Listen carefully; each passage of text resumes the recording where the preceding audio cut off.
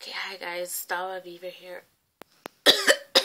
Sorry, I'm a little bit under the weather and it's 9:51 in the morning, but I just want to come and quickly come to you guys and give you this episode 4 of Lifestyles. Not Lifestyles, Life as a Young Mother. I have 4 points to hit on today. I'm just gonna kind of go over it briefly. The first point is keeping up to date with baby's health and growth.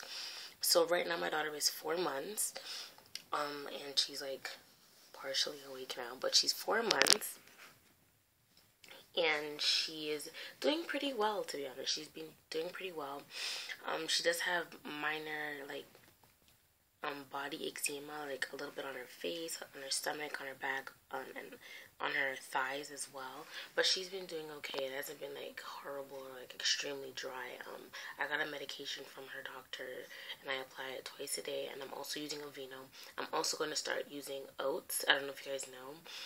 Oats is like the main ingredient in Aveeno, and what oats does is it helps soothe the skin and gives you soft skin, so it helps with eczema or dry skin. So I'm gonna start bathing her in eczema. I'm gonna start bathing her in the oatmeal. I'm gonna just crush it up and see how that works. As for her growth, I'm not sure how much she weighs right now. I think it might be about 14, maybe 14 and a half pounds. She's pretty big, you guys. She's actually very long, and she's got a big tummy. As much as how much she's eating, she drinks breast milk throughout the night. I'll feed her, and then I'll put her in her bassinet, and then she'll come back in bed with me after a while to feed, and then she'll go back in the bassinet. Sometimes I keep her in the bed with me just because. I know some people are saying that it's really bad to co-sleep with your child, but for me it's a little bit easier because of the feeding process. I don't have a chair in my room where I can fall asleep in. I'm really tired, obviously, so I just feel like it's easier for me to breastfeed her while I'm in the bed. But I have been practicing putting her in the bassinet to sleep by herself and see how long she sleeps. But she usually wakes up wanting breast milk. She won't take the soother when she's like hungry. She wants the breast, so that's the only thing. What else? She's on formula.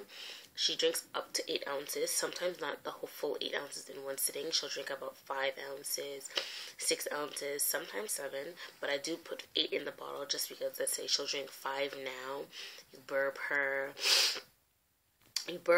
You know, she plays around a little bit for like 10-15 minutes, and then you can give her the other 3. And she drinks about 3 of those bottles a day. I'm gonna start her on rice cereal. Actually, today is April 1st, yeah, so I'm gonna actually start her on rice cereal, which should be interesting. I'm kind of nervous. I have the sample from Nestle. I just want to see if she'll take it. She does not like drinking actual oatmeal. Now, when I make instant oatmeal with just water, and a little bit of sugar, she drinks it. But if it's like mixed with formula, she won't take it. My friend told me to try breast milk, but I'm not sure if I'm gonna actually try the breast milk. I think I'm just gonna try and see if I can use, like, what's it called, just cornmeal porridge instead, because I know most most like black children or of African descent children, they like cornmeal. So I'm gonna try that on her. What else? That's about it. Okay, so the second point is traveling with baby and or running errands. So there are times I do go to visit other friends that have babies, and I don't have a car as of right now. My boyfriend works, obviously, so I can't always get a ride, and taxi's expensive, obviously, so I will take the bus. It's only $3.75 if I'm paying cash, or if I use my card it's $2.80. So $2.80 just for me. She's free. So there are some things you do need to keep in mind when you're on the bus. Not everybody cares that you have a child. Unfortunately, some people will look at you and be like, okay, well, you should have slept with a man that has a car. My man does have a car, and even if he didn't have a car, how does that fix anything? If you want me to sit here and be with a man that has a car and has a great job, why you expect him to leave his job just to bring me to run a couple of errands? No. Be considerate of others. Please, just be considerate of others. It's that simple. Okay, and you're here complaining about people that they should have a car, they should have slept with the man in the car. Why are you on the bus, old lady? Maybe you should get a car. Anyways, also, strollers do take up a lot of space, so be courteous. You know, don't just leave it in the way. Don't leave it in the walkway. What I usually do is I pull it up as close to me as possible. If that means I'm like scratching my knees, that's what it means. I don't want to be the person that somebody says, oh, move your damn stroller. So I usually pull it up towards me, or I pull up the seats and move it all the way in so people can't come on the bus. What else do I do? I think that's about it. You know, just make sure you know how to pack for when you're out on the road. Pack whether it's only breast milk you're feeding them or formula.